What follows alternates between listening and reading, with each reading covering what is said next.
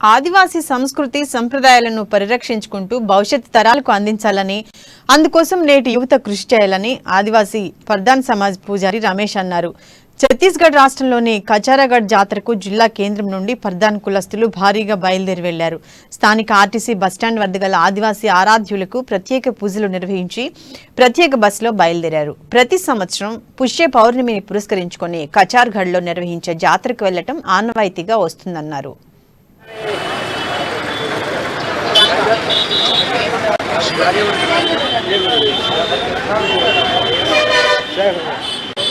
जय सेवा